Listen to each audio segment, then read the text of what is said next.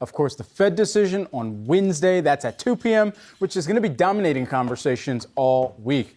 We're also going to be keeping our eyes on retail sales. That's also coming out Wednesday morning. Let's bring in our own Alexandra Semenova for everything we need to know. What is on the docket? Well, guys, it's going to be quite the week for investors who are getting ready for the key interest rate decision this Wednesday. We have Fed officials set to meet tomorrow and Wednesday, and the conclusion of Wednesday's meeting is likely to result in a half-point hike. Although some on Wall Street are now preparing for the possibility of a hike of 75 basis points after that CPI print came in much higher than expected on Friday.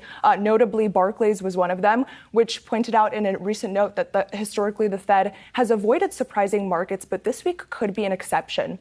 We also have, even more important than that decision, is what Fed Chair Jay Powell will say after that meeting. Now, markets are going to be hoping for him to give them some kind of reassurance of a soft landing, but that's looking less and less likely, at least based on what the sentiment is on Wall Street. Yeah, I've heard some criticism of Powell a little bit in the wake of that CPI print, that he didn't take 75 basis points off the table entirely. He just said it wasn't in the plan. So we'll see if his commentary at least changes on that front. So obviously that's the big thing of the week. But what else should investors be looking ahead to? It's quite the busy econ calendar this week. We have the key retail sales report out Wednesday morning. And investors are going to be looking to see how consumer spending is holding up amid these persistent levels of inflation. And we are expecting a deceleration in retail sales activity.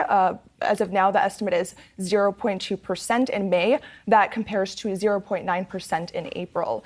So we might see a bit of a slowdown. And, that could be a sign that consumers are starting to feel that inflation. Up until this point, they had still been spending. But now it's really starting to weigh on Americans. Yeah, that was also obviously evidenced in the consumer confidence number that we got as well. So we'll see if that starts to feed through to decisions. Alex, thank you so much. Appreciate it.